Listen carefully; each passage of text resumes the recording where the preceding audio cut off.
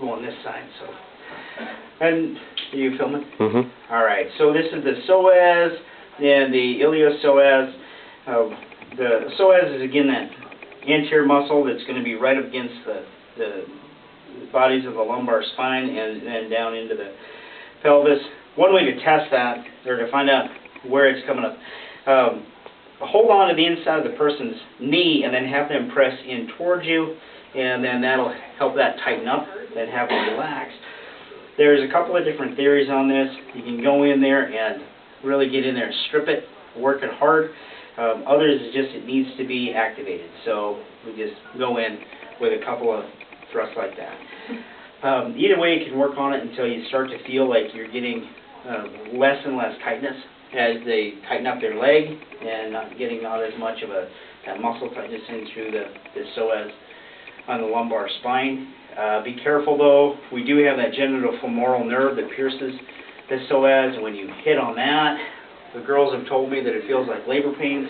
Guys, it feels like you're getting kicked in the groin. So just be real careful with that one. The iliopsoas then is going to be coming off into the iliacus, coming on the inside of the hip. We're really not going to be pressing on that too much. With some people, you can feel it. They don't have a lot of padding like me in there, but she doesn't have a lot of that. So we can go in, feel that. When we're looking into the top of the thigh, mid-thigh, we got our femoral artery nerve vein. On the outside of the mid-thigh, that's your iliopsoas, the hip flexors.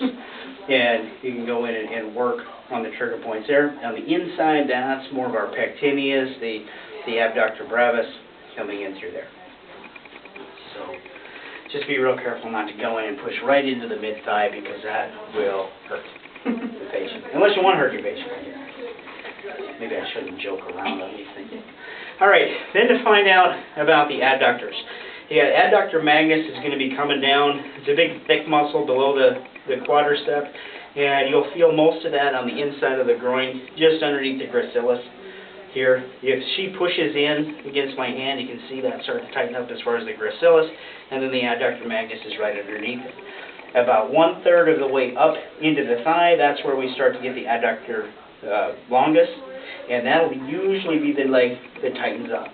Now, to find out how much movement we have in here and how that's going to work for us, I'll have the patient, I'll just kind of hold on to where those adductors are coming up, and then we'll bring the leg out. We like to have it to where the whole leg can just lay flat, and when that's not happening, if it's getting stuck in here, then we got to work some of the muscles. Now, in our clinic, we'll use an impulse gun, an activator. It can take a long time to get in and actually work those trigger points with your finger. I can actually have the patient do a butterfly stretch with a pelvic tilt, and then that can actually help work this as well. But if I'm going to be working those muscles, then I'll have her push in on my hand a little bit, relax, then go in there and just work the trigger points. Be careful though, because when these muscles get tight, it'll feel like you're ripping that muscle away from the bone on the patient. Work up into the adductor longus. It's coming in we get about 3/4 of the way up the thigh, and that's where that pectineus is coming in, and then also the adductor brevis, and then right on top of that adductor brevis is going to be the obturator nerve, so be real careful about that, as all of that attaches into that pubic frames. So also explain to the patient what you're doing when you're trying to work that through.